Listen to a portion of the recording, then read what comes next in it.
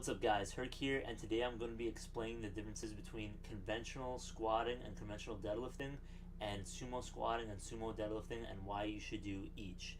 So behind me I have all the information on the whiteboard and we're going to discuss that in just a second.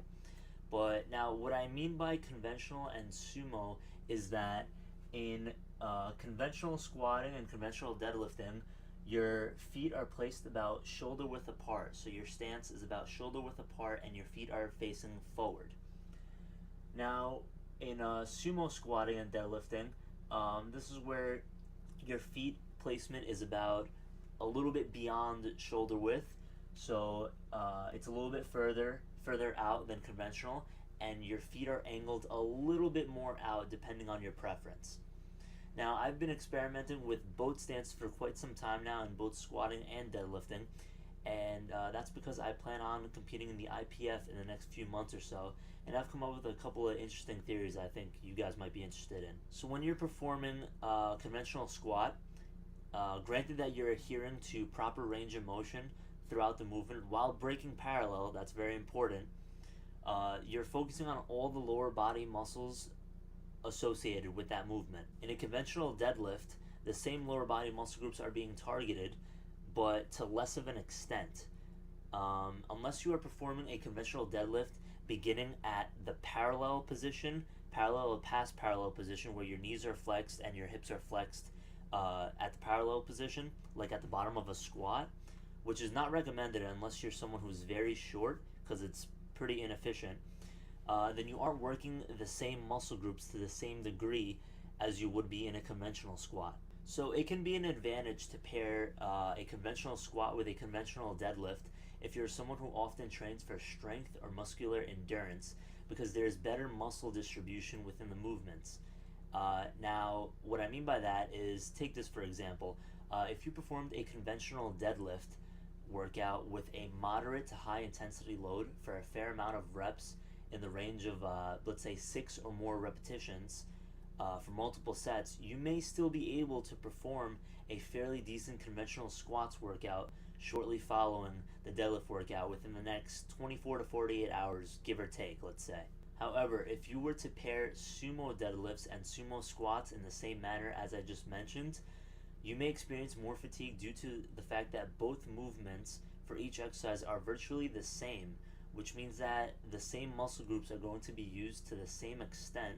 Therefore, there will more than likely be an increase in delayed onset muscle soreness. So when training for power, I've recently switched to a sumo squat stance, but have yet to solidify which deadlift stance I choose to use, because I frequently switch between them, and they both feel pretty decent to me, although I do prefer conventional.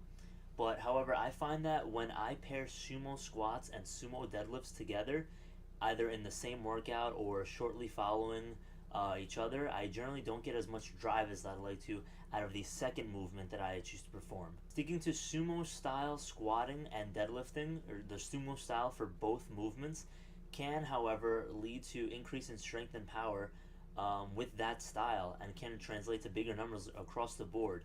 But when you're competing and you're dealing with PR weights, really heavy weights, then sticking to one style for 3 attempts for each movement can definitely exhaust you much quicker than if you were to mix and match both styles.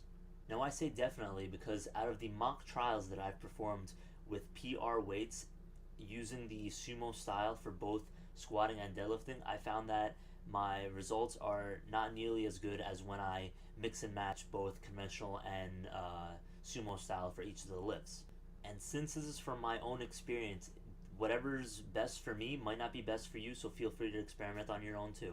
So just a quick review of everything we just discussed. So we have the differences between the conventional and the sumo squatting and deadlifting.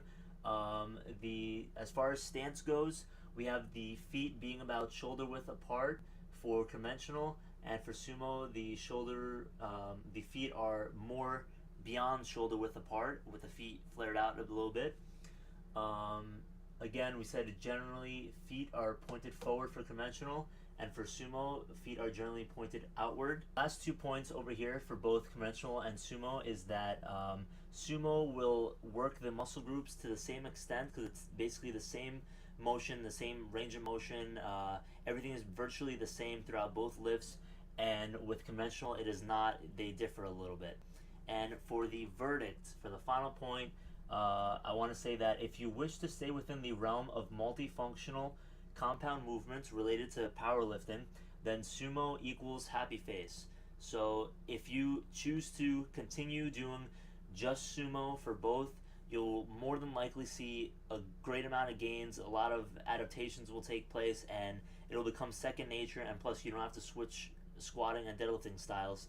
However, meet performance may suffer because you have to deal with those really heavy loads, and it might be much tougher because you're taxing the same muscles in the same way across 6 attempts altogether for the squatting and deadlifting. So these are my findings, and there will be more to come, more to explore with the mixing and matching of both of these movements, with both of these styles of deadlifting and squatting. And if you have any questions at all about anything discussed in the video, please feel free to leave your input down below. If you guys need more of a visual representation of everything I discussed today, I'd be more than happy to oblige with a part 2 video demonstrating both of these styles. So thank you guys for watching, and take care now. Peace out.